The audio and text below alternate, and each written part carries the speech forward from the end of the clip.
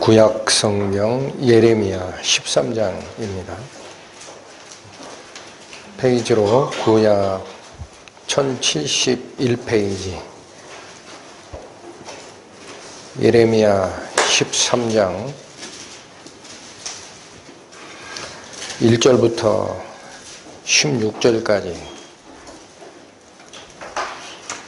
여호와께서 이같이 내게 이르시되 너는 가서 뱃띠를 사서 내 허리에 띠고 물에 두지 말라 하시기로 내가 여호와의 말씀대로 띠를 사서 내 허리에 띠니라. 여호와의 말씀이 다시 내게 임하니라. 가라사대 너는 사서 네 허리에 띈 띠를 가지고 일어나 유브라데로 가서 거기서 그것을 바위 틈에 감추라 하시기로 내가 여호와께서 내게 명하신 대로 가서 그것을 유브라데 물가에 감추니라. 여러 날 후에 여호와께서 내게 이르시되 일어나 유브라데로 가서 내가 내게 명하여 거기 감추게 한 띠를 취하라 하시기로 내가 유브라데로 가서 그 감추었던 곳을 파고 띠를 취하니 띠가 썩어서 쓸데없이 되었더라. 여호와의 말씀이 내게 임하니라. 가라사대 나 여호와가 말하노라.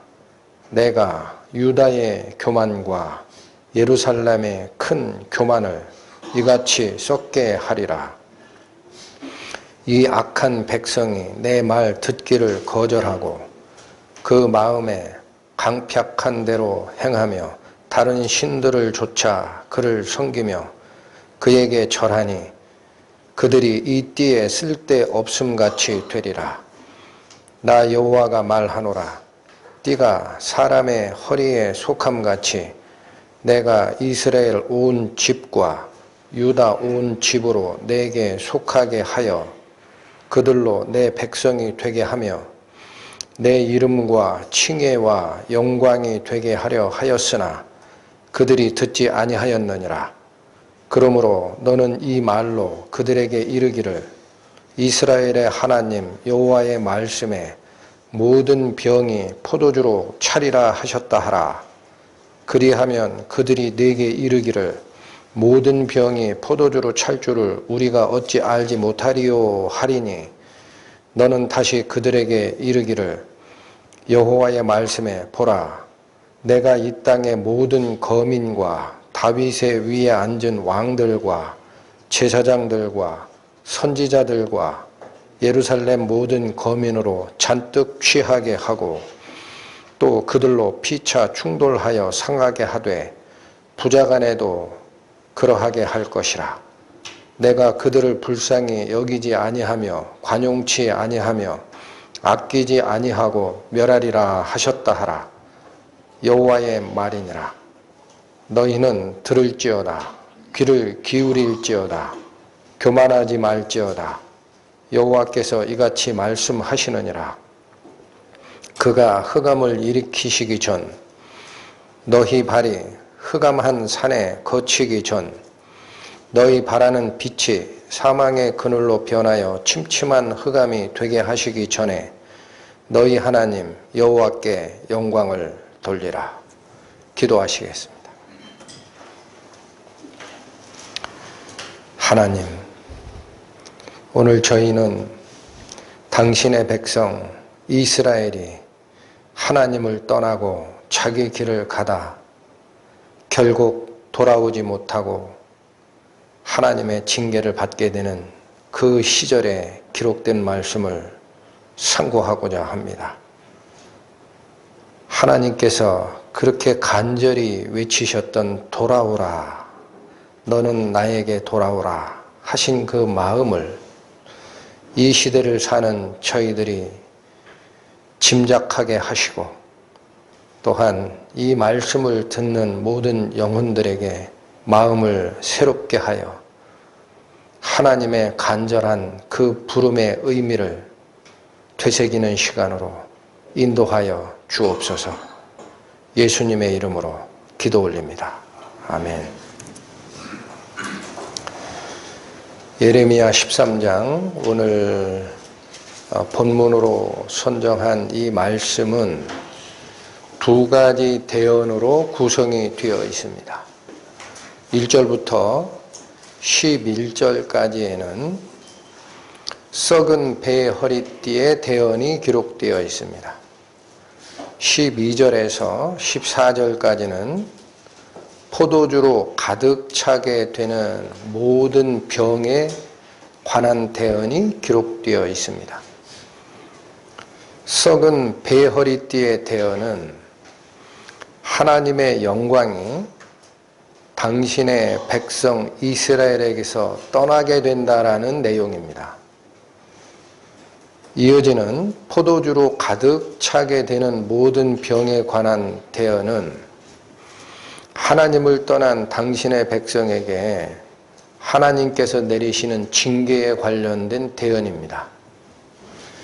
이 두 대언은 하나님을 떠나 세상 속에서 살고 물질을 좇았던 당시 이스라엘 백성들에게 했던 하나님의 기록이지만 이 시대를 살고 있는 우리들에게 동일하게 적용된다고 생각이 됩니다.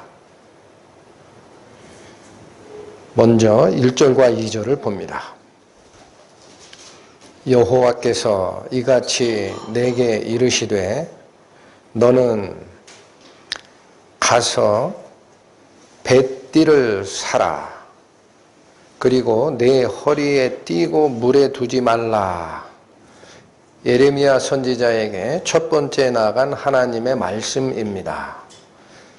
너는 네가 띠던 뱃띠를 떼어라 그렇게 말씀을 하시지 않았고 새로 산 뱃띠를 내 허리에 띠고 물에는 두지 말라. 이게 무슨 말일까? 새로 산 뱃띠, 새 것처럼 다시 띠를 띠라라는 뜻이었고 물에 두지 말라라는 뜻이 무엇일까? 요즘 시대에는 합성섬유와 고급화된 그런 의류를 입기 때문에 이 상황을 잘 이해하기 힘들 겁니다. 그런데 저나 저희 어머니 때에는 길쌈이라는 것을 보고 자랐어요. 제 어린 시절에. 그래서 이 배로 된 이 삼배옷이라고 합니다. 가는 삼배로 짠 옷은 세마포라고도 하고 예수님이 돌아가셨을 때 시신을 쌌던 만큼 그 당시 굉장히 중요한 순결한 가치를 나타내는 의류의 하나였습니다. 그런데 이 배는 특징이 물에 넣어버리면 어떻게 되나요? 쭈글거립니다. 그래서 우리 어머니들도 배로 된 옷을 한번 세탁을 하려고 하면은 여간 고역이 아니었다고 합니다. 일단 그 바느질 그걸 다 풀러내고 물에 넣어서 풀기를 빼고 세탁을 한 후에도 다시 그 빳빳함을 잃지 않게 하기 위해서 풀 먹이고 또 반듯하게 필려고 다듬이돌 위에 놓고 다듬이 방망이로 밤새 두드려 폈습니다. 그러니까 여기 1절과 2절에서 하나님께서 예레미야 선지자에게 얘기하신 이 말은 아주 새 것, 그 뱃띠를 띠고 쭈글거리지 않게 물에도 넣지 말고 네 허리에 고이 간직하라 라는 얘기를 하신 거예요. 그렇다면 이 뱃띠라는 것은 오늘날 우리가 바지에 걸치는 그 띠랑은 성격이 조금 달랐다라고 합니다. 이스라엘의 복장은 물론 속바지도 입고 위에 속옷도 걸치지만 최종적으로는 우리의 도포와 같은 위에서 아래로 이게 통으로 짜져 있는 외출복을 입은 뒤에 허리에 이 널찍한 이 뱃띠를 딱 두르는 거예요. 그렇게 되면 모든 의복의 모양이 살고 또 그 사람의 품위가 흐트러지지 않게 하는 용도로 띈 것이 그 배로 된 천띠입니다. 그러니까 이건 뭐를 얘기하는 거냐면 하나님께서 당신의 백성 이스라엘을 이렇게 간직했다라는 거예요. 혹시나 모양이 쭈그러질까 물에도 넣지 않고 새로 산 뱃띠 판판하게 당신의 허리에 띠고 다녔을 정도로 하나님의 영광을 나타내기를 바랬던 그 민족이라는 겁니다. 그게 11절에 나오잖아요. 나 여호와가 말하노라 띠가 사람의 허리에 속함같이 내가 이스라엘 온 집과 유다 온 집으로 내게 속하게 하여 그들로 내 백성이 되게 하였다. 하나님께서 이스라엘 백성, 당신의 민족을 그렇게 사랑하고 혹시라도 쭈그러질까, 티나 주름 잡힌 것이 있을까 싶어서 보관했던 그 모습 그대로 예레미야 선지자에게 이 명령을 줬던 겁니다. 그런데 3절부터 7절 여호와의 말씀이 다시 내게 임하니라 가라사대 너는 사서 내 허리에 띈 띠를 가지고 일어나 유브라데로 가서 거기서 그것을 바위 틈에 감추라 하시기로 내가 여호와께서 내게 명하신 대로 가서 그것을 유브라데 물가에 감추니라. 여러 날 후에 여호와께서 내게 이르시되 일어나 유브라데로 가서 내가 네게 명하여 거기 감추게 한 띠를 취하라 하시기로 내가 유브라데로 가서 그 감추었던 곳을 파고 띠를 취하니 띠가 썩어서 쓸데없이 되었더라. 이 단순한 하나님의 명령을 수행하기 위해 선지자 예레미야는 얼마나 걸어갔을까? 이걸 먼저 생각을 해봤습니다. 예루살렘에서 유브라데 강까지는 대략 600km의 거리라고 합니다. 근데 예레미야는 몇 번 갔다 왔죠? 2번을 갑니다. 한 번은 가다 감추라. 또 여러 날 후, 이것은 이스라엘의 관용적 표현으로 시간이 많이 지난 후라는 뜻입니다. 다시 가서 찾아봐라. 2번을 왕복을 합니다. 그러니까 600km에 한 번 왕복이면 1200km, 다시 갔다 왔으니 2400km. 사람의 걸음으로 하루에 40km 정도 걸으면 통상 일반적이다라고 보니까 60일을 꼬박 다녀온 겁니다. 아무 불평이 없이 하나님이 하면 이유를 달질 않습니다. 제가 이 말씀을 드리는 이유는 이 체험적 대언자였던 구약의 선지자들은 하나님의 말씀을 받았을 때 토를 달지 않습니다. 그게 고난의 길일지라도 시키는 대로 합니다.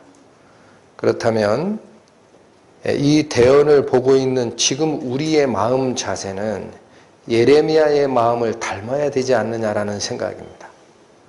얼마나 중요한 가르침을 주기 위해 이 말씀을 기록했을까? 우리는 편안히 앉아서 이 기록들을 보고 있지 않습니까? 그러나 예레미야가 하나님의 말씀을 순종하고 그 하나님의 뜻을 전했던 그 마음만큼은 잊지 말아야 도대체 여기서 말씀하시는 두 대언의 의미가 무엇인지 우리 삶의 금과 옥조가 되지 않겠느냐라는 생각을 했습니다. 5절을 보십니다. 내가 여호와께서 내게 명하신 대로 가서 그것을 유브라데 물가에 감추니라. 첫 번째 하나님의 명령이 내가 허리에 띠고 있는 그 새 뱃띠를 이제는 유브라데 물가에 가서 감추라. 이 말의 뜻은 묻어두라라는 뜻이에요. 묻어두라. 물가에 묻어두라. 무슨 뜻입니까? 예레미야가 새 띠를 사서 허리에 띌 때는 물에 두지 말라라고 부탁하셨던 하나님이에요. 이제는 쭈글거리게 될 거다라는 뜻입니다. 이제는 나의 백성 이스라엘이 하나님의 영광의 그 단정함에서 초췌한 모습, 비천한 모습으로 바뀔 것이다. 그런데 어디 물가에 두라 그랬어요? 유브라데 물가. 이 말의 의미는 당시 유브라데스강 근처를 지배하고 있었던 바벨론 이방인에 의해 너의 빳빳했던 그 하나님의 영광이 이제는 쭈글거리게 될 거야 라는 예언입니다. 유브라데 물가에 감췄다. 감췄다라는 말이 저희에게 주는 의미는 뭘까요? 하나님의 영광이 이제는 가려지는 겁니다.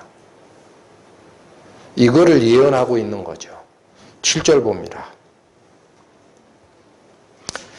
내가 6절부터 살핍니다. 여러 날 후에 여호와께서 내게 이르시되 일어나 유브라데로 가서 내가 네게 명하여 거기 감추게 한 띠를 취하라 하시기로 내가 유브라데로 가서 그 감추었던 곳을 파고 띠를 취하니 띠가 썩어서 쓸데없이 되었더라. 띠가 이제는 썩고 사용 용도가 완전히 의미 없어졌다. 그런 뜻입니다. 이 말씀도 11절과 연결하면 하나님의 뱃띠로 사용하셨던 당신의 백성이 이제는 하나님의 영광이 다 사라져서 당신의 백성의 자격이 상실됐다라는 거예요. 그러니까 이 뱃띠에, 배 허리띠에 대어는 하나님께서 당신의 백성 이스라엘에 허가하셨던 하나님의 영광을 이제는 거두시겠다라는 얘기입니다.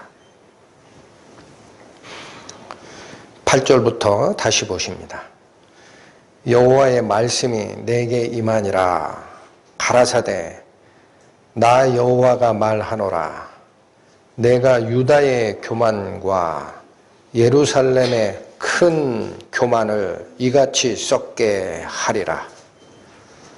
뱃띠가 유브라데 강가에 묻어놨다가 썩어가는 이 모습을 하나님은 의미를 분명히 밝히십니다. 이게 무슨 의미라고 그래요? 유다의 교만과 예루살렘의 큰 교만을 이같이 썩게 할 거야. 그렇다면 그 당시 유다와 이스라엘에 살았던 사람들의 교만이 무엇이냐? 하나님이 무엇을 보고 그들을 교만하다고 하시느냐? 그 핵심적 내용은 곧바로 10절에 나옵니다. 살피겠습니다. 이 악한 백성이 내 말 듣기를 거절하고 그 마음에 강팍한 대로 행하며 다른 신들을 좇아 그를 섬기며 그에게 절하니 그들이 이 띠에 쓸데없같이 되리라. 하나님이 지적하신 유다의 교만, 예루살렘의 큰 교만은 크게 두 가지로 분명히 적시되어 있습니다. 첫 번째, 하나님 말씀 듣기를 거절했다. 두 번째, 자신들이 생각하는 강팍한 마음, 이거 완고한 마음이라는 뜻입니다. 회개하지 않는 마음, 돌이키지 않는 마음을 조차 다른 신을 섬겼다라는 겁니다. 하나님의 말씀 듣기를 거절하고 하나님보다 다른 신을 섬겼던 이 두 가지가 바로 유다의 교만, 이스라엘의 큰 교만이다라고 하나님이 분명히 적시하셨습니다. 이 두 가지 사안을 예레미야서 2장에는 다른 식으로 표현을 하고 있음을 봅니다. 예레미야 2장으로 가십니다. 1052페이지입니다. 예레미야 2장 13절 말씀. 내 백성이 두 가지 악을 행하였나니. 잠깐 끊습니다. 여기도 두 가지 악이 있다 그러죠. 그 생수의 근원 되는 나를 버린 것과 스스로 웅덩이를 판 것인데 그것은 물을 저축치 못할 터진 웅덩이라. 똑같은 말씀을 하시는 겁니다. 그 당시 이스라엘 민족이 하나님을 향하여 행했던 악행은 첫 번째, 생명의 근원이 되는 하나님을 1차 버렸다라는 겁니다. 그리고 어디로 돌아섰어요? 스스로 하나님을 대신할 물 웅덩이를 파기 시작합니다. 이 말씀은 본문의 9절에 10절에 있는 말씀대로 강팍한 마음을 따라 다른 신을 섬겼다라는 것과 에코, 메아리를 치고 있는 말씀입니다. 스스로 웅덩이를 파는 게 뭐예요? 자기 마음에 쫓아 이게 맞겠지 하고 쫓아가는 거예요. 하나님께 돌아와야 되는 그 마음이 자기의 완고한 마음을 쫓아가다 보면 다른 우물을 파게 돼 있다라는 거예요. 다른 우물. 그러나 그 우물이 물을 저장할 능력이 있어요? 없어요? 여기 뭐라고 말씀하세요? 그 물은 물을 저축치 못할 터진 웅덩이일 뿐이다라는 거죠. 요 예레미야 2장에 바로 이 물을 저축치 못할 터진 웅덩이가 무엇인지가 나옵니다. 17절로 갑니다. 내 하나님 여호와가 너를 길로 인도할 때에 내가 나를 떠남으로 이를 자취함이 아니냐. 내가 시홀의 물을 마시려고 애굽길에 있음은 어찌미며 또 그 하수를 마시려고 아수르 길에 있음은 어찌미뇨. 생수의 근원은 하나님밖에 없습니다. 그러나 하나님이라는 그 물의 근원을 떠나 이들은 어디로 간 거예요? 18절. 내가 시홀의 물을 마시려고 애굽길에 있고 또 하수의 물을 마시려고 아수르의 길에 있었다. 하나님을 쫓기보다 애굽을 의지하고 아수르를 의지하여 그들의 요구대로 사는 길을 쫓았다라는 얘기입니다. 이게 바로 터진 웅덩이를 파는 거예요. 터진 웅덩이. 이방인이 쫓아가는 그 길을 하나님을 의지하는 것보다 더 신뢰하고 쫓아갔다. 그래서 오늘 본문에 있는 이 두 가지 악행이 2장에는 터진 웅덩이, 물을 저축하지 못할 웅덩이라고 표현하고 계시고 더 구체적으로는 이방 사람들의 길에 서 있었다라는 겁니다. 터진 웅덩이가 지금 시대로는 무엇을 얘기할까를 저는 생각해 봤습니다. 지금은 이집트를 의지하거나 아수르를 의지한다라는 표현은 우리의 현실을 이해하기 쉽지가 않아요. 그 당시 상황일 뿐입니다. 디모데전서로 가겠습니다. 디모데전서 6장 신약 341페이지입니다. 디모데전서 6장 17절 말씀. 내가 이 세대에 부한 자들을 명하여 마음을 높이지 말고 정함이 없는 재물에 소망을 두지 말고 오직 우리에게 모든 것을 후히 주사 누리게 하시는 하나님께 두며. 여기 두 가지가 대비가 됩니다. 이 세대의 부한 자들은 마음을 어디에 둔다라는 거죠? 정함이 없는 재물에 둔다라는 얘기입니다. 정함이 없다라는 뜻은 무슨 뜻입니까? 덧없이 사라지는 그런 뜻입니다. 덧없이 사라질 재물에 소망을 두고 있는 것이 이 세대의 부한 자들입니다. 그러나 디모데에게 부탁하는 사도 바울의 충언은 거기에 둘 게 아니라 모든 것을 후히 주사 누리게 하시는 하나님께 두라 그래요. 여러분, 이 말씀이 무슨 말씀과 똑같습니까? 방금 전에 저희가 살폈던 예레미야 2장에 내가 바로 생수의 근원이라 그러잖아요, 하나님께서. 여기 디모데서에서는 뭐라고 하시는 거예요? 모든 것을 후히 주사 누리게 하시는 하나님이라는 거예요. 그것이 모든 것의 근원, 생명의 근원, 복의 근원, 능력의 근원, 평안의 근원, 하나님이 계시는데 이 세대의 부한자들은 마음을 어디에 빡 뺏기고 있어요? 덧없이 사라질 재물, 정함이 없는 재물. 그게 무슨 말씀과 다시 에코, 메아리로 응답하는 겁니까? 스스로 웅덩이를 팠으나 물을 저축하지 못할 터질 웅덩이를 쫓아간다는 얘기입니다.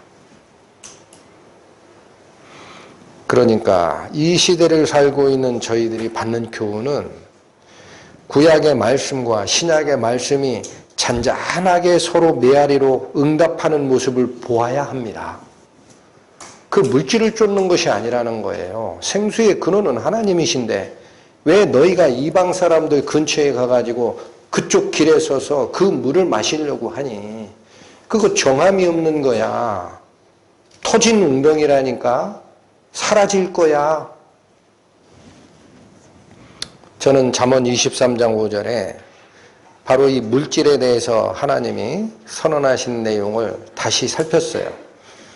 이건 제가 읽어드리겠습니다. 내가 어찌 허무한 것에 주목하겠느냐. 정령히 재물은 날개를 내어 하늘을 나는 독수리처럼 날아가리라.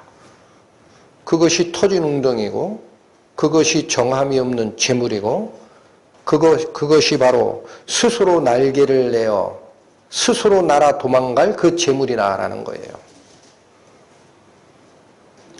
두 번째 말씀도 다시 상고를 했습니다. 그러니까 이스라엘 백성이 하나님의 말씀 듣기를 거절하고 자기 마음을 조차 다른 신을 섬겼다라는 말씀을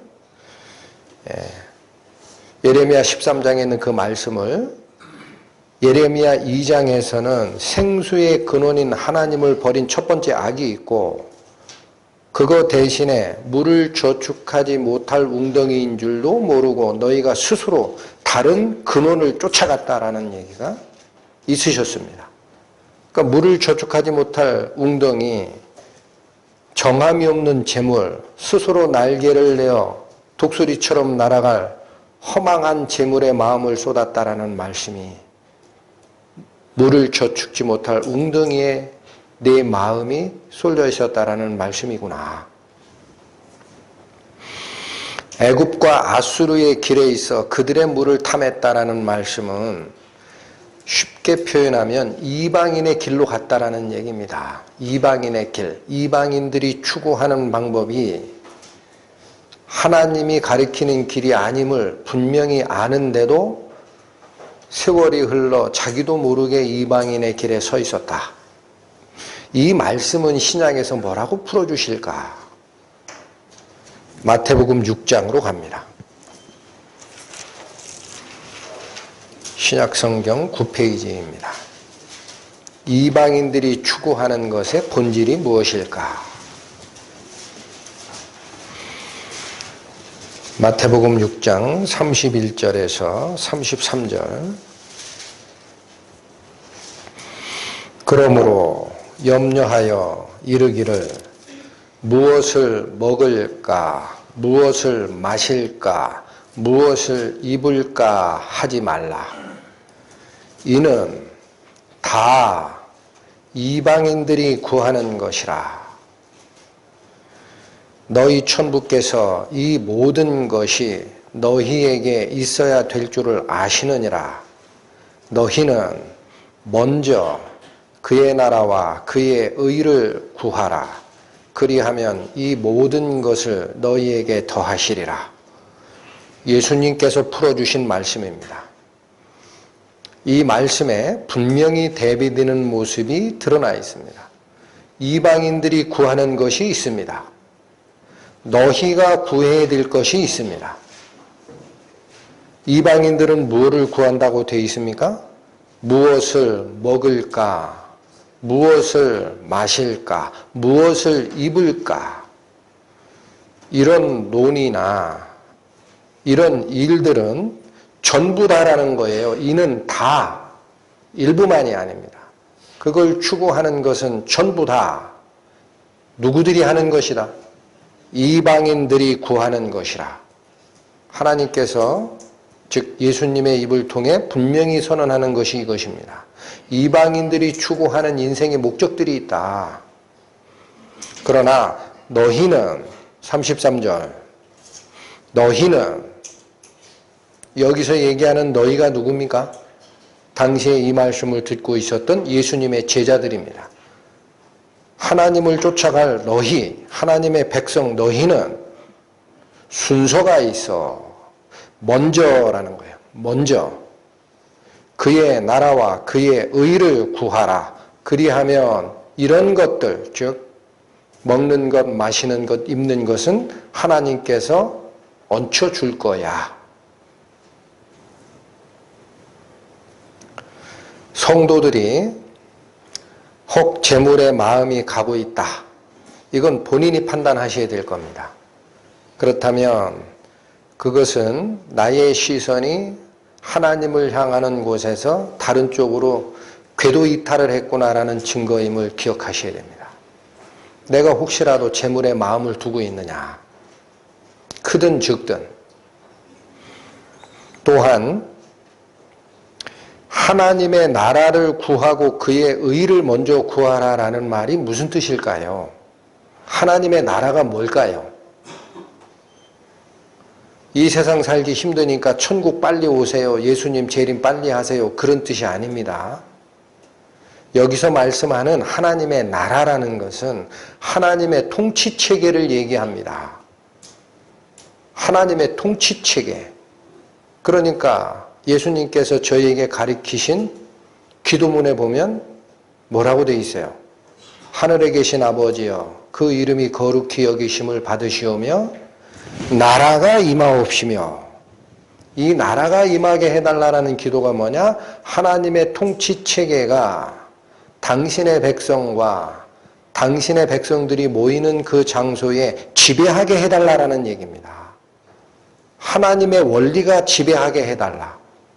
하나님의 능력을 구하는 그런 기도가 일어나게 해달라. 나를 버리고 예수 그리스도의 성품 속으로 들어가는 그 통치체계가 각 성도들의 마음에 임하게 해달라. 이걸 기도하라라는 거예요. 그리고 그의 의, 하나님께서 해놓으신 이 세상의 복음의 역사를 전하고 쫓아가는 생을 행하라.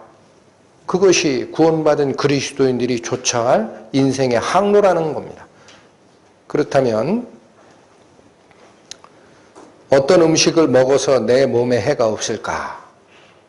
또 어떤 옷을 입거나 또는 내 건강에 필요하다고 해서 어떤 입는 그런 도구들을 이용해서 내 건강을 지킬까 하는 이런 모든 것들은 육신의 건강을 추구하는 것은 될 수 있습니다. 그러나 그런 것들이 교회 내에서 하나님의 나라가 어떻게 임하는 것인지, 내가 무엇을 버려야 하나님의 성품을 쫓아가는 것이 되는 것인지 이런 것을 논하는 것보다 육체적 건강을 논하고 먹고 마시고 입는 것을 논하는 것이 화두가 된다면 이미 교회는 궤도 이탈을 한 상태라는 얘기입니다. 그렇지 않겠습니까? 말씀을 배우고 훈련하는 것은 하나님의 나라가 임하게 해달라는 그 기도에 대한 우리의 마땅히 행해야 할 행동입니다. 하나님의 나라가 무엇인지, 하나님의 통치체계가 무엇인지, 내가 가지고 있는 육신적인 생각을 제어하고 버리고 내 속에 거하시는 성령의 인도하심이 무엇인지 그런 걸 배우기 위해 시간을 할애하고 우리 마음을 들이고 모이기를 힘쓰고 하는 것보다 육체적인 건강을 위해 무엇을 먹을까? 무엇을 마실까? 무엇을 입을까? 이런 곳에 시간을 보낸다면 교회가 이방인의 길로 가고 있다라는 얘기입니다. 이방인이 추구하는 거라고 하시잖아요. 이런 것은 다 누가 추구하는 거다? 교회 내에서 그런 얘기를 하기 시작하고 시간을 그쪽에 쏘으면 여러분 분명히 아셔야 됩니다. 제 말이 아닙니다. 그거 이방인의 길로 가고 있음이야. 너희는 겉은 교회이지. 네가 가는 길은 이방인의 길이라니까.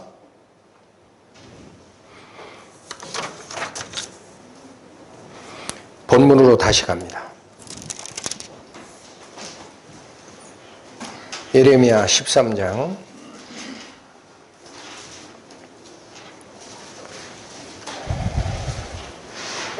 10절부터 다시 보십니다. 이 악한 백성이 내 말 듣기를 거절하고 그 마음에 방백한 대로 행하며 다른 신들을 좇아 그를 섬기며 그에게 절하니 그들이 이 띠에 쓸데없음 같이 되리라. 10절의 말씀이 이 시대를 살고 있는 저희 성도들에게는 새롭게 와야 합니다. 이방신을 섬겼다라는 것을 교회 다니지 않고 절에 갔다 그렇게 이해하시지 말란 얘기입니다.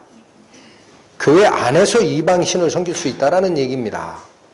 어디를 쫓아가면 그렇다는 얘기입니까? 생수의 근원이신 하나님을 버리고 애굽의 물을 쫓고 아수르의 물을 쫓아 이방인의 길에 서게 되면 모든 것을 후히 주사 누리게 하시는 하나님을 버리고 이 세대의 부한자들이 마음을 두듯 물질, 정함이 없는 물질에 마음을 두는 잘못된 길에 접어들었다. 그것이 하나님 외에 다른 신을 섬기는 우상숭배니라. 11절 나 여호와가 말하노라. 네가 사람의 허리에 속함같이 내가 이스라엘 온 집과 유다 온 집으로 내게 속하게 하여 그들로 내 백성이 되게 하며 내 이름과 칭혜와 영광이 되게 하려 하였으나 그들이 듣지 아니하였느니라. 저는 이 말씀 앞에 하나님의 백성이라는 것이 무슨 의미일까? 하나님의 백성, 그 의미가 무슨 뜻일까라는 것을 다시 생각을 했습니다. 하나님의 백성, 하나님 당신께서 당신의 목숨을 내놓으시고 우리를 구원하사 어디로 이끌기를 원하시는 것일까? 그게 곧 하나님의 백성 아니겠습니까? 여기 잠깐 잡으시고 이사야서로 잠깐 가십니다. 이사야 43장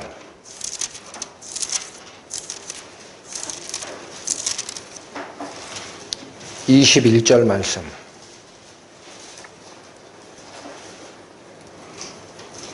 이 백성은 내가 나를 위하여 지었나니 나의 찬송을 부르게 하려 함이니라.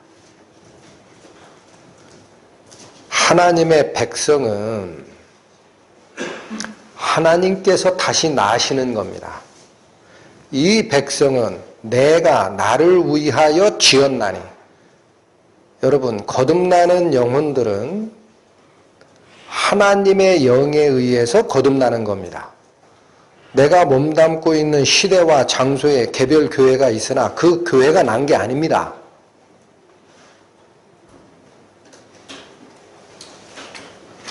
이해하시겠습니까?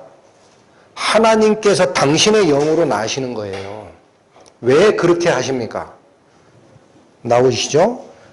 나의 찬송을 부르게 하려 내가 직접 낳은 자들이 있다.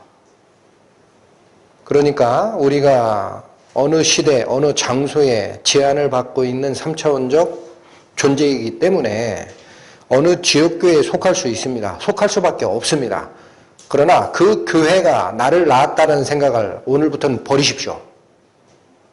교회가 낳는 게 아니에요. 누가 낳으셨어요? 성령이 낳으셨어요. 왜 낳으셨어요? 하나님의 이름을 찬송하려고. 제가 이 말씀을 드리는 이유가 있습니다. 예수님이 분명히 말씀하셨습니다. 내가 포도나무요, 너희는 가지라. 가지에서 잘려나가는 것이 누구에서 떨어지는 거라는 얘기입니까? 교회에서 떨어진다는 얘기입니까? 예수님에게서 잘려나간다는 거예요. 내가 포도나무라 그러잖아요. 예수님이. 교회가 포도나무라고 하신 적이 있어요? 예수님 당신이 포도나무예요. 거기에 붙어있는 가지가 교회입니다. 말을 바꾸면 안 됩니다. 그러니까 어떤 성도가 됐든 어떤 교회가 됐든 포도나무인 예수님에게서 잘려나가면 말려 쓸데없어지고 불쏘시개밖에 안 된다라는 말씀을 주시는 거예요. 교회는 사람들이 모여있는 그런 집단이기 때문에 어떻게 될 수 있다는 말씀을 제가 드리고 싶은 겁니까? 이방인의 길로 다른 길로 셀 수 있다는 사실입니다. 그러니까 이 교회가 도대체 하나님을 찬양하는 건지 보시란 얘기예요. 이 말이 그 말 아닙니까? 이 백성은 내가 나를 위해 지었나니 하나님께로부터 난 자라는 얘기입니다. 이유는 나의 찬송을 부르게 하려고 내가 직접 낳았다. 사람이 낳는 것이 아닙니다. 구원은 사람이 주는 게 아닙니다. 하나님이 주시는 거예요. 이 말씀을 붙들고 오늘 본문으로 다시 오십시오. 예레미야 13장 11절.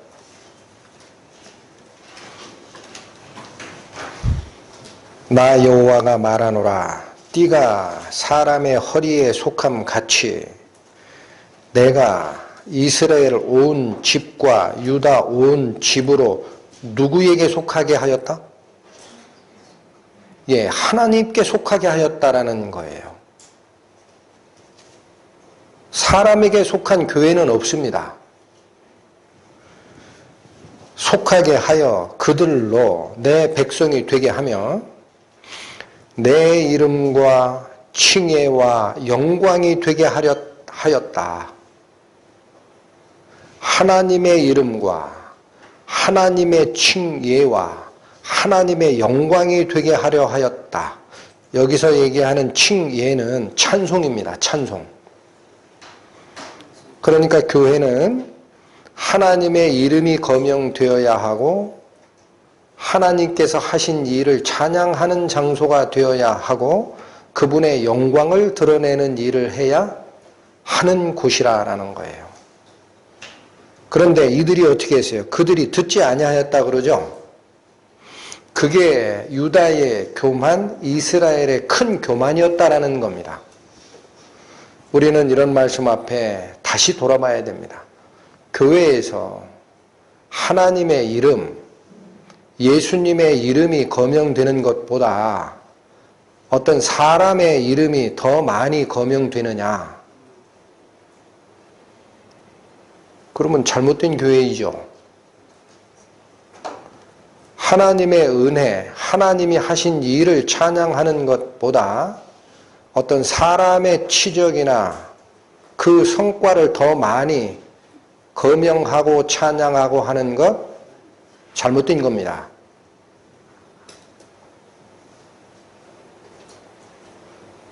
그런 일이 있으면 교회가 잘못 가고 있구나라는 거예요. 하나님의 영광을 드러내야 되는 교회가 말은 하나님의 영광을 드러낸다 하면서 중간에 사람의 이름이 슬쩍 영광을 취하고 있는 모습은 아닌지 우리는 반드시 돌아봐야 됩니다. 이것 때문에 하나님이 진노하시는 거예요. 이것 때문에 하나님이 당신의 백성에게 징계를 주시는 거다.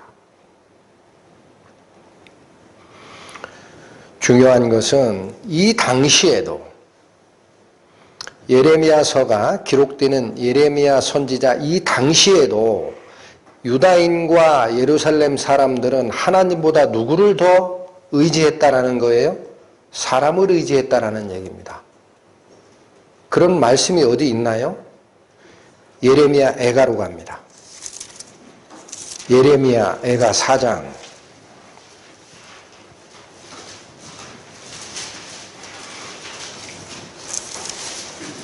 구약 1150페이지입니다. 20절 말씀을 봅니다. 우리의 콧김 곧 여호와의 기름 부으신 자가 저희 함정에 빠졌으며 우리가 저를 가리켜 전에 이르기를 우리가 저의 그늘 아래에서 열국 중에 살겠다 하던 자로다. 여러분, 예레미야 애가 4장 20절에 우리의 콧김이라고 부르는 자. 여러분, 이 콧김이라는 말은 무슨 뜻입니까? 호흡이라는 거예요. 호흡. 다시 얘기하면 우리의 생명과 같다라는 뜻입니다. 그러니까 이 당시 유대인들이 생각했던 거예요. 우리의 생명과 같은 자, 그리고 여호와께서 기름 부으신 자, 바로 세우신 그분 아니야? 이분이 하나님의 뜻에 의해서 세움을 받은 왕이라니까? 그렇게 불렀던 자, 이게 누굴까요? 남유다의 마지막 왕 시드기야입니다. 이 자가. 그런데 유대인들은 하나님을 쫓아가기보다 뭐를 쫓았다라는 거예요? 하나님이 세운 우리 시드기야 왕이 우리의 생명을 지켜주겠지. 그분은 곧 여호와께서 기름 부어 세운 왕 아니야? 그렇게 생각했다라는 거죠. 다시 읽습니다. 20절. 우리의 콧김 곧 여호와의 기름 부으신 자가 저희 함정에 빠졌으며, 이것은 바벨론을 비롯한 이방인의 술수에 빠져서 잘못된 길로 갔다라는 얘기입니다.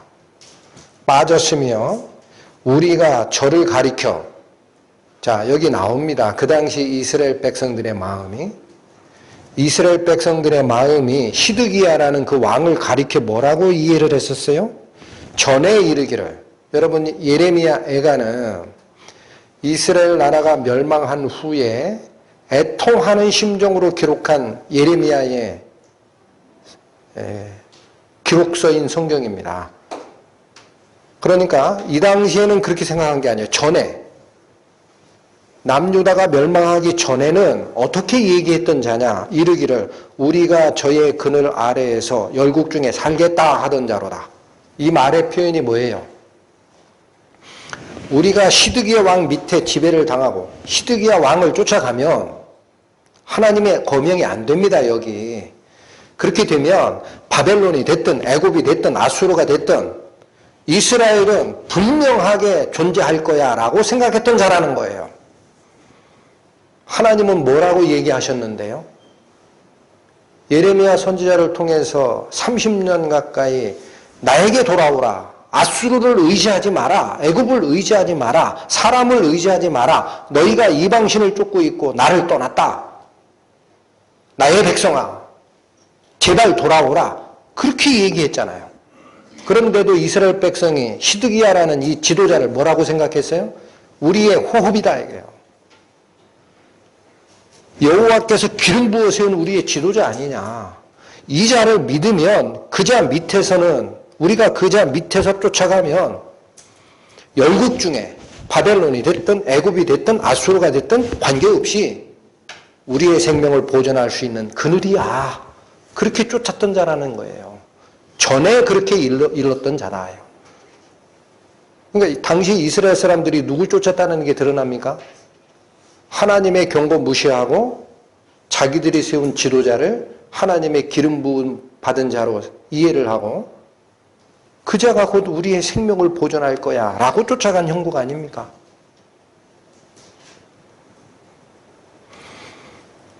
오늘 본문으로 다시 오십니다. 예레미야 13장 12절.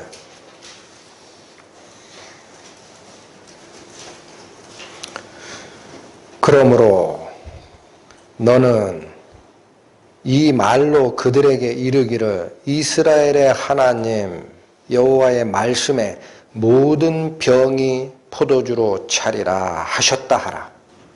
하나님의 말씀이 나갑니다. 여러분, 일부 병이 아닙니다. 모든 병이 포도주로 가득 차게 될 것이다. 그렇죠? 이 말을 들은 이스라엘의 반응도 알려줍니다. 그리하면 그들이 내게 이르기를 모든 병이 포도주로 찰 줄을 우리가 어찌 알지 못하리요? 그렇게 대답할 거야. 저는 하나님께서 예레미야 선지자에게 가서 얘기하면 그들의 반응이 이럴 것이다 라고 한 이 12절에 하나님께서 당신의 백성에게 행하시는 그 깊은 뜻과 이스라엘 백성들이 하나님을 오해하는 극명한 대조가 이 속에 들어가 있음을 확인합니다. 여러분, 이스라엘 백성들이 모든 병이 포도주로 찰 줄 우리가 알고 있어. 그렇게 얘기하는 그 마음이 뭘 얘기하는 걸까요? 이 말은 하나님을 쫓아가는 우리 백성이 우리가 담아야 하는 모든 그릇에 하나님의 축복이 가득 찰 걸 내가 왜 모르느냐, 그런 뜻이에요. 물질적 축복이 하나님을 쫓아가는 당신의 백성에게 함께 임할 것을 우리가 알고 있어라는 대답입니다. 그것도 남은 그릇이 없을 정도로 전부 차게 될 거다 이게요. 하나님의 축복이. 어떤 축복이? 물질적 축복이. 그러나 하나님이 얘기하신 모든 병이 포도주로 차리라 라는 이 예언은 그 뜻이 아니었습니다. 13절로부터 나옵니다. 너는 다시 그들에게 이르기를 여호와의 말씀에 보라. 내가 이 땅의 모든 거민과 다윗의 위에 앉은 왕들과 제사장들과 선지자들과 예루살렘 모든 거민으로 잔뜩 취하게 하리라. 모든 병이 포도주로 가득 차게 하리라 라는 이 말을 하나님이 주신 이유는 물질적 축복을 얘기하는 것이 아닙니다. 어떻게 될 것을 얘기한 거예요? 첫 번째, 왕과, 이건 백성의 지도자입니다. 백성을 끌고 가는 인도자와 제사장들, 이거 누구예요? 하나님을 어떻게 섬기는지를 가르쳐야 되는 자들입니다. 그들과 또 선지자들, 이들은 누굽니까? 왕과 제사장이 하나님의 교훈에서 떠났을 때 경고하는 자가 선지자입니다. 당신들 정신 차려야 된다. 하나님의 길을 떠났다. 돌아오라. 그 말을 해야 하는 경고를 하는 자가 선지자들이에요. 그런데 지도자가 됐든 하나님을 섬긴다라고 가르치는 자가 됐든 경고를 해야 하는 자가 됐든 뿐만 아닙니다. 예루살렘 거민 전체가 이게 모든 병이라는 거예요. 모든 병이 지도자가 됐든 말씀 전하는 자가 됐든 경고할 자가 됐든 일반 성도가 됐든 모든 병이 잔뜩 취하게 하리라. 만취 상태가 될 거다라는 얘기입니다. 술을 한두 잔 먹으면 정신을 놓는 일은 없습니다, 여러분. 음식을 먹다가 음식에 맞는 것으로 포도주 한 잔 할 수도 있고 합니다. 근데 지금 이 상태는 하나님이 말씀하시는 모든 병이 포도주로 가득 차게 되리라 라는 이 말씀은 모든 백성이 전부 만취 상태가 돼서 인사불성이 되리라는 얘기예요. 그러면 무엇이 옳은지 무엇이 그른지 판단합니까? 못합니까? 그 상태로 만들겠다라는 겁니다. 이게 하나님의 징계입니다. 여러분, 이게 하나님의 징계입니다. 이 말씀을 오늘 본문 말고 이사야서에서는 정확하게 풀어주셨어요. 이사야 29장 갑니다.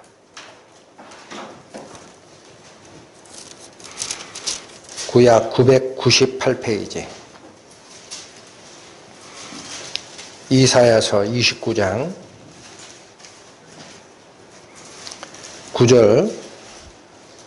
9절에서 14절까지 살핍니다. 너희는 놀라고 놀라라. 너희는 소경이 되고 소경이 되라. 그들의 취함이 포도주로 인함이 아니며 그들의 비틀거림이 독주로 인함이 아니라 대저 여호와께서 깊이 잠들게 하는 신을 너희에게 부어주사 너희의 눈을 감기셨음이니 눈은 선지자요 너희 머리를 덮으셨음이니 머리는 선견자라. 잠깐 상고하고 갑니다. 오늘 본문에서 모든 병이 포도주로 가득 차게 되리라 라는 하나님의 말씀은 너희가 물질로 충족하게 되리라 라는 그런 뜻이 아니고 만취 상태가 되게 하리라. 잔뜩 취하게 하리라. 그렇게 말씀하신 이유가 여기 나옵니다. 포도주의 취함이 아니고 독주의 취함이 아니라 그러시죠. 어떻게 된 상태다? 10절 대저 여호와께서 깊이 잠들게 하는 신을 너희에게 부어주사 너희의 눈을 감기셨기 때문에 그렇다는 거예요. 그 눈이 뭐냐 했더니 선지자예요. 너희 머리를 덮었다. 머리가 누구냐 했더니 선견자예요. 그 무슨 뜻이에요? 하나님의 말씀에서 이탈됐다라는 것을 경고하는 자가 선지자라고 말씀을 드렸습니다.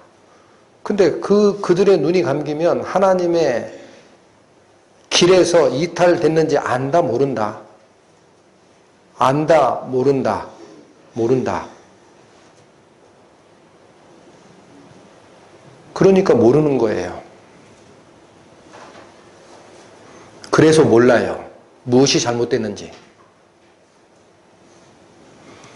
11절 그러므로 모든 묵시가 너희에게는 마치 봉한 책의 말이라. 그것을 유식한 자에게 주며 이르기를 그대에게 청하노니 이를 읽으라 하면 대답하기를 봉하였으니 못하겠노라 할 것이요. 또 무식한 자에게 주며 이르기를 그대에게 청하노니 이를 읽으라 하면 대답하기를 나는 무식하다 할 것이니라. 아무도 못 깨닫는다라는 얘기입니다. 하나님께서 가리우는 신, 잠들게 하는 신을 부어준 상태에서는 유식쟁이건 무식쟁이건 아무도 못 깨닫게 한다예요. 아무도 못 깨닫게 한다. 왜 그래요? 하나님이 가리우셨기 때문에. 그런데 사실은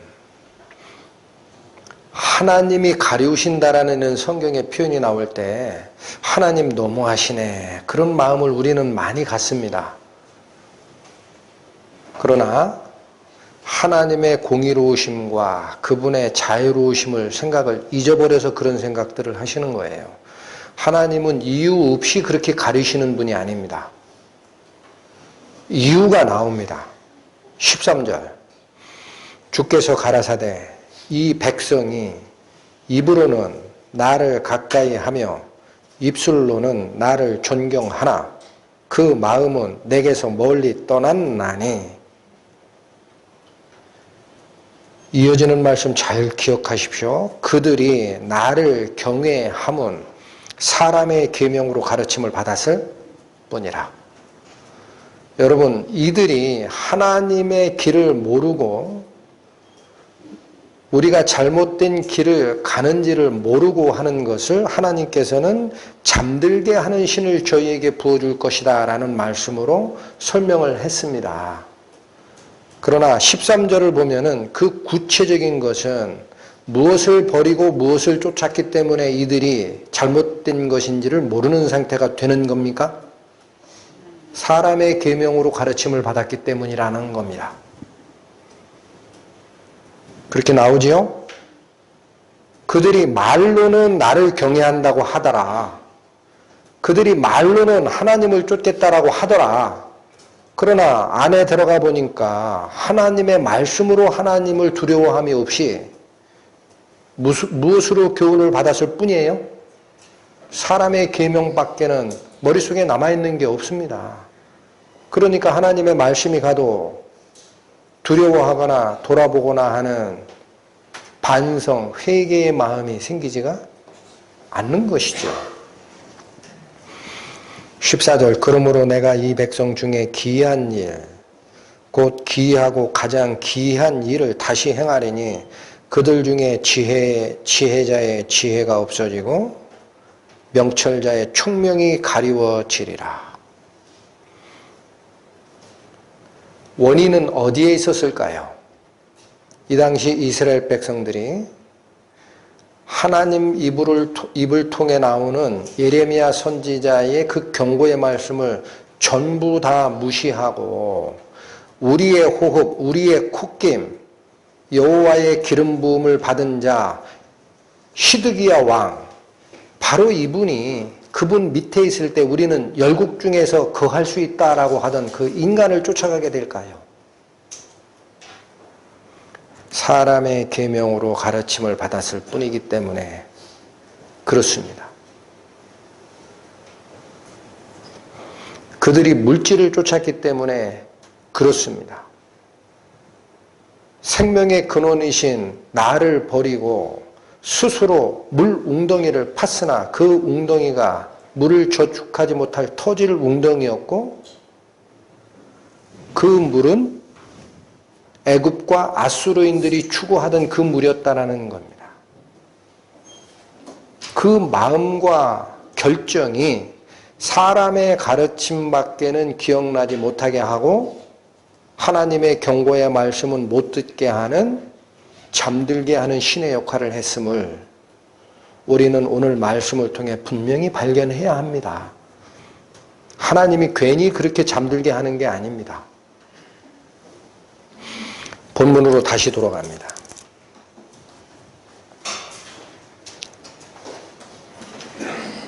예레미야 13장 14절 또 그들로 피차 충돌하여 상하게 하되 부자 간에도 그러하게 할 것이라. 내가 그들을 불쌍히 여기지 아니하며 반용치 아니하며 아끼지 아니하고 멸하리라 하셨다 하라. 여호와의 말이니라. 하나님을 쫓아가기를 거부하고 시드기야라는 여호와의 기름 부은 자 아니냐, 이 자가 우리의 생명을 보존하기에 충분한 자야, 우리는 그 자를 쫓아가면 돼 했던 이스라엘 사람들에게 14절이 얘기하는 것은 피차 충돌하게 하고 부자 간에도 서로 싸우게 할 것이다 라는 이 말씀들이 그 당시 세계에서 그대로 이루어졌습니다. 우리는 그거를 기억해야 합니다. 어떤 일이 이루어졌길래 그래요?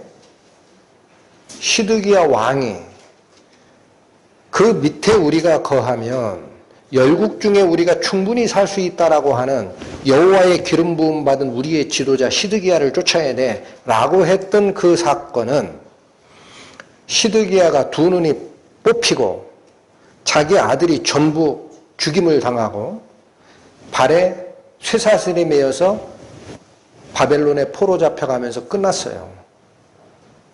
그러면 돌아와야 되잖아요. 여러분 상식적으로 생각을 하십시오. 돌아와야 되지 않겠습니까? 아, 우리가 쫓던 자가 죽었구나. 틀렸네. 그럼 돌아와야 되잖아요. 그런데 어떤 일이 일어났습니까? 그 당시에. 성경에는 예레미야 40, 41장 나중에 시간 나실 때 다시 집에서 상고하십시오. 성경에서는 분명히 말합니다. 바벨론의 총독으로 세우는 그다랴라는 총독을 내가 어떻게 하면 저 정권, 남아있는 유다 백성의 지도자가 될까를 고민하던 왕의 종친이라고 합니다. 왕족입니다. 왕족. 시드기야의 종친이에요. 이스라엘 백성이 쫓았던 그 지도자의 종친이 그 중에 하나인 이스마엘이라는 자가 암몬과 결탁해서 남아있는 백성의 통치권을 자기가 가져가고 싶다 해가지고 그다랴 총독을 암살하는 문제가 생깁니다. 이게 내분이에요. 내분. 그들 스스로 충돌하게 하리라. 거기로 끝나는 게 아닙니다. 이 이스마엘이 남아있는 백성들에게 이제는 바벨론에게로부터 보복을 당할 수 있는 일을 저질렀다라는 사실을 안 후에 요하난이라는 자가 나옵니다. 이 요하난이라는 자가 이스마엘 일당을 쫓아내버려요. 암몬 족속으로. 그리고 나서 백성의 향방을 논의하는데 예레미야에게 가서 구합니다. 우리가 어떻게 해야 됩니까? 큰일 났습니다. 바벨론이 세우는 그다랴 총독을 우리 이스라엘 사람 중에 하나가 암살을 했으니 이제 바벨론이 군대 파병해서 우리를 싹 죽이면 어떻게 합니까? 길을 물어주십시오. 하나님께. 그렇게 부탁했어요. 예레미야 선지자에게. 당신의 입에서 나오는 하나님의 말씀이면 뭐든지 따르겠나이다. 제발 좀 기도해서 방향을 살펴주십시오. 라고 했던 그 요하난이 예레미야의 입에서 하나님의 말씀이 선포가 됩니다. 너희는 어디든지 움직이지 마라. 이 자리에 그냥 있어도 돼. 하나님을 의지하면 돼. 내가 막아줄 거야. 여러분, 이 말은 장소적 의미가 아닙니다. 너희가 걱정하는 바벨론, 너희가 걱정하는 애굽 혹은 외부 세계, 그거 의지하지 말고 하나님께서 징계를 내리고 남아있는 백성 너희들을 따로 이끌 거야 라는 그 약속을 기억하라는 얘기였어요. 그러나 요하난이 백성들을 어떻게 이끌었습니까? 예레미야의 예언을 던져버렸어요. 맞지 않다. 여기 있다간 바벨론 군대한테 우리 망해 죽을 건데? 쓸데없는 소리 하지 마. 애굽으로 피신 가야 돼. 하고 전체 민족을 이끌고 애굽으로 내려갔잖아요. 이건 무슨 사태입니까? 하나님의 징계가 오면 어떤 것이 잘못됐음을 알고 하나님께로 돌아가야 되는데 세상으로 다시 가는 거예요. 이런 일들이 14절의 예언이 그대로 이루어지는 것으로 저는 봅니다. 또 그들로 피차 충돌하여 상하게 하되 부자간에도 그리하게 할 것이라.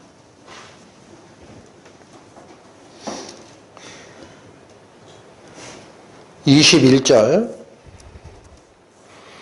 이 경고의 말씀이 여러분 잠깐만 21절 상고하기 전에 하나님께서 이런 급박한 징계의 말씀, 경고의 말씀을 주셨잖아요. 14절에 어떻게까지 주셨어요? 부자 간에도 그렇게 할 거야. 아버지 아들 간에도 정권 다툼이 있을 것이다. 내가 그들을 불쌍히 여기지 아니하며 관용치 아니하며 아끼지 아니하고 멸하리라. 그런 섬뜩한 말씀을 주시고 나서도 실제로 이스라엘이 망하는 데까지 이 시점부터 대략 25년이 걸립니다. 하나님은 그렇게 참으시는 거예요. 하나님이 당장 어떤 징계 조치를 하지 않는다고, 추가적인 징계 조치를 하지 않는다고 해서 우리의 길이 맞다라는 생각, 그건 사람의 시간표에서 그렇게 생각하는 겁니다. 조금씩 변하는 겁니다. 하나님의 가르침에서 떠난 인간의 발걸음은 180도 턴해서 하나님께로 돌아오기 전에는 그 길을 가게 돼 있어요. 하나님은 길게 참으십니다. 그러나 끝까지 회개치 않았을 때 하나님은 당신의 약속대로 너희들이 그렇게 믿고 쫓아갔던 시드기야 두 눈 빼버릴 거다. 그렇게 경고를 주시는 겁니다. 21절로 갑니다. 너의 친구 삼았던 자를 그가 내 위에 수령으로 세우실 때에 내가 무슨 말을 하겠느냐. 너의 고통에 잡힘이 구로하는 여인 같지 않겠느냐. 이 일이 실제로 일어났습니다. 이건 예언이 됐던 거예요. 그러면 21절 너의 친구 삼았던 자 누굽니까? 이스라엘 백성들이 하나님을 의지하기보다 누구를 친구 삼았어요? 애굽 붙었다가 바벨론에 붙었다가 이쪽 붙었다 저쪽 붙었다 국제정세가 어느 쪽에 힘이 세냐에 따라 일로 붙었다 절로 붙었다 하다가 바벨론이 약속한 그 약속을 어기고 이집트 쪽에 붙었다가 시드기야가 드디어 바벨론 침공에 의해서 망하게 되는 겁니다.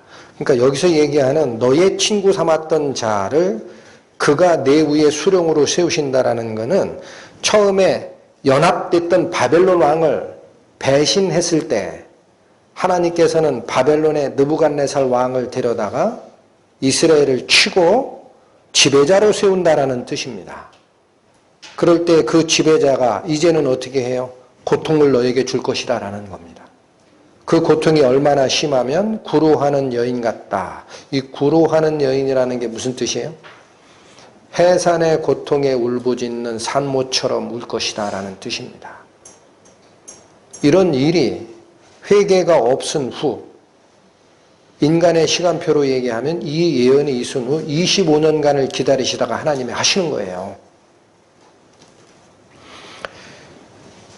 22절 내가 심중에 이르기를 어찌하여 이런 일이 내게 임하였는고 하겠으나 내 죄악이 크므로 내 치마가 들리고 내 발 뒤꿈치가 상함이니라.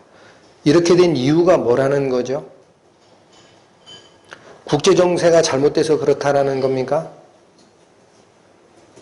내가 주를 잘못돼서 이렇게 모함을 받았다라는 겁니까? 나의 잘못과 관계없이 나를 다스리는 정부가 우리에게 죄를 뒤집어 씌워가지고 이런 문제를 만들었다 그런 얘기입니까? 21절의 선언은 그거 아니잖아요.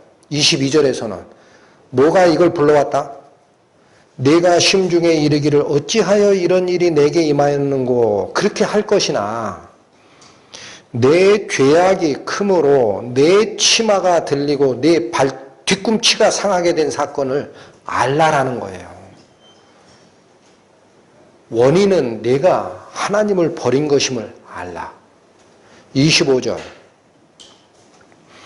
여호와께서 가라사대 이는 내 응득이요 내가 헤아려 정하여 내게 준 분기시니 내가 나를 잊어버리고 거짓을 신뢰한 연고라.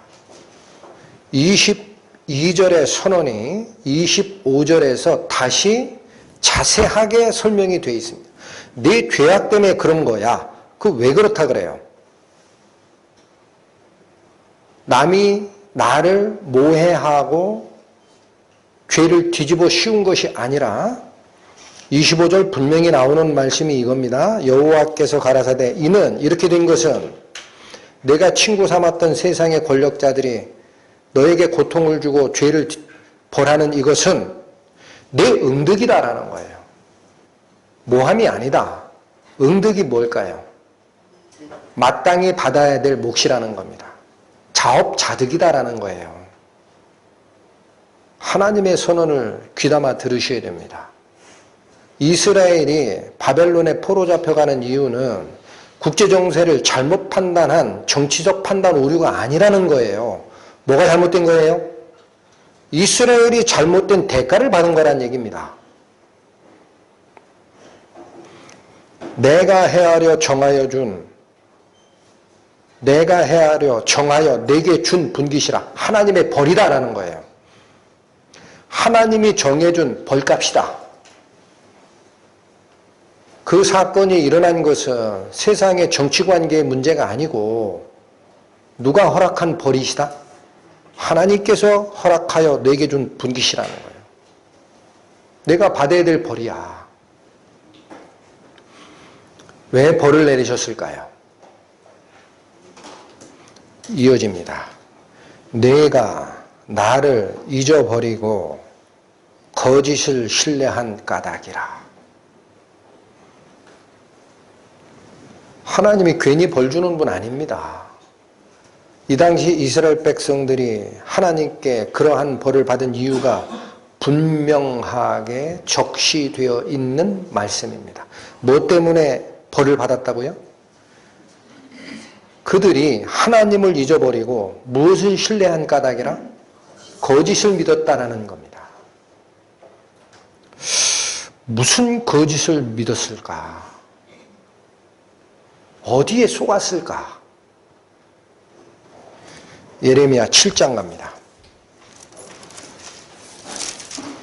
1061페이지.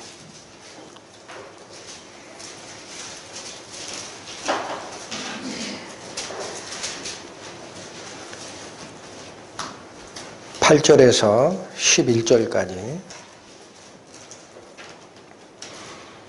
너희가 무익한 거짓말을 의뢰하는도다. 여러분 잠깐 상고하고 갑니다. 방금 전에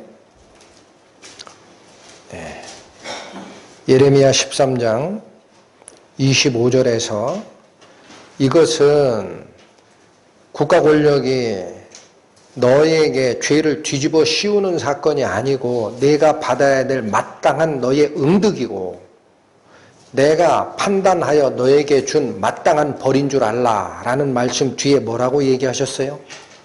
이 이유는 내가 나를 잊어버리고 거짓을 신뢰하였기 때문이라. 잘못된 것을 믿고 쫓아갔다라는 얘기입니다. 그 거짓이 무엇이냐? 방금 피신 예레미야 7장 8절에서 11절에 그 어조가 그대로 연결이 됩니다. 다시 보십니다. 너희가 무익한 거짓말을 의뢰하도다. 잘못된 거짓말을 너희가 믿었다라는 거죠. 9절 너희가 도적질하며 살인하며 간음하며 거짓 맹세하며 바알에게 분향하며 너희 알지 못하는 다른 신들을 쫓으면서 10절 내 이름으로 일컬음을 받는 이 집에 들어와서 이 집이 어디입니까? 성전입니다. 하나님의 이름으로 일컬음을 받는 집은 성전이에요. 성전에 와서 내 앞에 서서 말하기를 우리가 구원을 얻었나이다 하느냐. 이는 이 모든 가증한 일을 행하려 함이로다.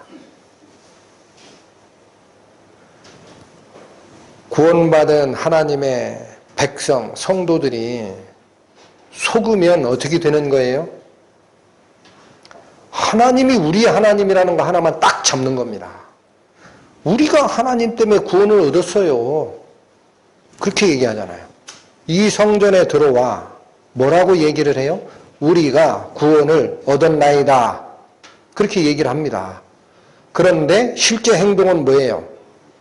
구원을 얻은 행동을 하는 게 아니고 모든 가증한 일을 하려고 내 이름을 빙자하여 구원을 얻었다라는 얘기만 하는 거야. 이게 구원받은 그리스도인들이 빠질 수 있는 가장 중요한 함정인 거예요. 구원받았으니 대충 살아. 자유를 주셨다니까. 마음 놓고 네 야망을 펼치고 세상에서 성공하라. 그런 말이 나오면 잘못된 것임을 우리는 알아야 합니다. 구원을 왜 주시는 겁니까? 내 자녀를 삼아주는 이유가 뭡니까? 내가 거룩하니 너희도 거룩할지어다.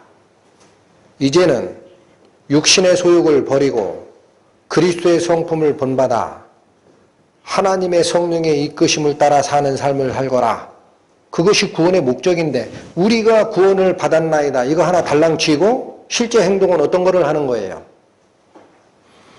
밑에 나옵니다. 11절 내 이름으로 일컬음을 받는 이 집이 여러분 10절과 11절의 도입부가 같음을 유의해 보십시오.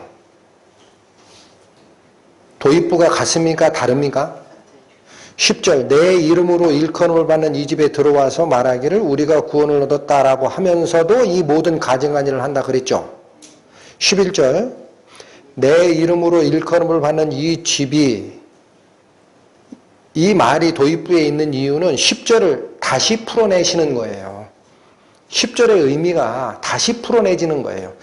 다시 보세요. 11절 내 이름으로 일컬음을 받는 이 집이 너희 눈에는 도적의 구렬로 보이느냐? 보라, 나 곧 내가 창조주 하나님이 그것을 보았노라. 여호와의 말이니라. 무엇을 봤다라는 거예요? 하나님의 이름으로 일컬음을 받는 성전이 도적의 구렬이 됐다라는 사실을 내가 분명히 봤다라는 겁니다. 그걸 10절에서 뭐라고 표현한 거예요? 우리가 구원을 얻었나이다 라고 얘기를 하면서 모든 가증한 일을 했다라는 말씀이다라는 거죠. 이 당시에는 성전에서 어떤 도적의 구례를 만들었는지 우리는 정확히 알 수는 없습니다. 그런데 예수님께서 이 말씀을 인용하신 부분이 있습니다. 마태복음 21장 가십니다.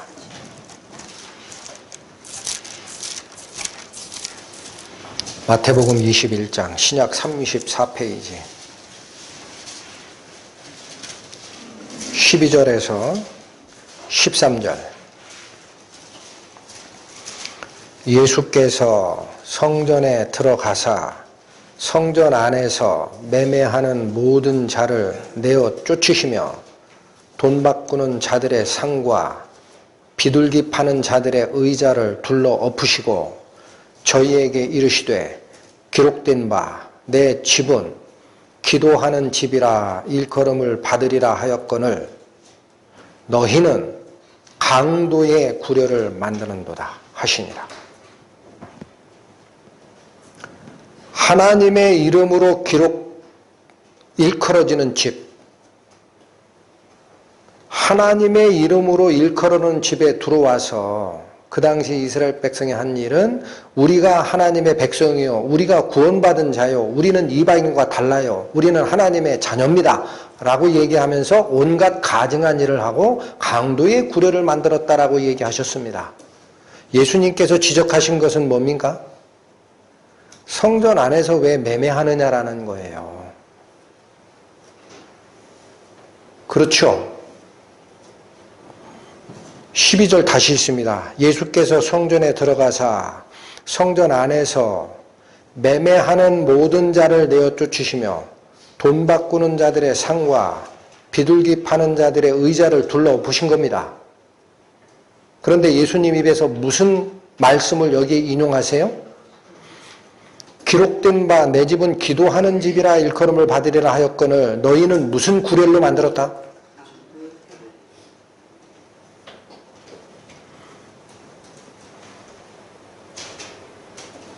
좀 더 정확하게 보겠습니다. 요한복음 2장 갑니다. 145페이지입니다. 요한복음 2장 13절에서 16절. 유대인의 유월절이 가까운지라 예수께서 예루살렘으로 올라가셨더니 성전 안에서 소와 양과 비둘기 파는 사람들과 돈 바꾸는 사람들의 앉은 것을 보시고 노끈으로 채찍을 만드사 양이나 소를 다 성전에서 내어 쫓으시고 돈 바꾸는 사람들의 돈을 쏟으시며 상을 엎으시고 비둘기 파는 사람들에게 이르시되 이것을 여기서 가져가라. 내 아버지의 집으로 장사하는 집을 만들지 말라. 예수님께서 선언하신 내용이 뭡니까? 내 아버지의 집에서 장사를 하지 말라라는 거예요.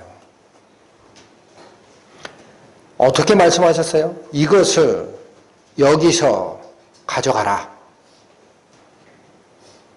이것을 교회에서 내치라. 장사하지 마라. 교회 안에서. 얼마나 명확하십니까?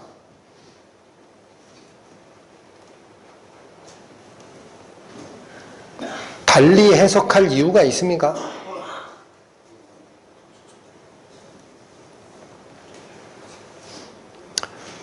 교회는 내 아버지의 집으로 기도하는 집이라 일컬음을 받으리라 하였거늘 너희는 강도의 구례를 만들었도다. 기도하는 집이 무슨 집입니까? 하나님께 은혜를 구하고 죄를 자복하고 당신의 통치 영역이 우리의 영혼과 교회 안에 충만히 지배하게 하소서. 이걸 기도하는 집이에요, 교회는. 그런데 그거 대신에 뭐 한 거예요? 물건 사고 파는데 정신이 없어진 곳입니다. 그러면 이곳은 더 이상 교회가 아닙니다. 왜 그걸 모르십니까? 왜 그걸 몰라요? 본문 다시 가십니다. 예레미야 13장 15절 16절 너희는 들을지어다 귀를 기울일지어다 교만하지 말지어다 여호와께서 이같이 말씀하시느니라 그가 흑암을 일으키시기 전 너희 발이 흑암한 산에 거치기 전 너희 바라는 빛이 사망의 그늘로 변하여 침침한 흑암이 되게 하시기 전에 너희 하나님 여호와께 영광을 돌리라. 하나님을 떠난 줄 모르는 것이 그러면서도 하나님이 바로 우리의 주인이시오라고 얘기하는 그것이 유다의 교만입니다. 하나님의 영광이 드러나야 되는 교회에 다른 것이 자리를 차지하고 있음에도 불구하고 이 사람이 곧 우리의 콧김이요 여호와의 기름 부으심을 받은 자니라 우리가 그 밑에 거하여 열국 중에 거할 수 있으리라 라고 생각하고 못 깨닫는 것이 예루살렘의 큰 교만입니다. 이 교훈을 오늘을 살고 있는 우리 성도들은 가슴 깊이 새겨야 합니다. 혹간 교회 안에서도 물건을 구입하는 일이 필요할 겁니다. 그 일에 내가 조금이라도 도움이 되겠다 싶으면 하시되 교회 안에서 이권이 개입된 일은 절대 있으면 안 됩니다. 그거는 기도하는 집을 뭘로 만드는 거예요? 이문 챙기는 집으로 만드는 겁니다. 사도 바울이 그렇게 경계했던 말씀대로 경건을 이익의 재료로 생각하는 자들의 다툼과 분란이 일어나게 됩니다. 기도하시겠습니다. 하나님의 간절한 마음을 저희는 오늘 받았습니다. 어찌 시드기야 왕을 쫓았던 유다의 마지막 백성들을 향한 말씀일 뿐이겠습니까? 오늘을 살고 있는 당신의 백성, 당신의 성도된 저희에게도 하나님께서 동일한 간절함과 동일한 경계의 말씀을 주심을 압니다. 저희 앞길에 하나님의 영광만이 빛나게 되기를 원하오며 그 길로 저희를 손수 이끌어 주실 것을 믿습니다. 예수님의 이름 받들어 기도 올립니다. 아멘.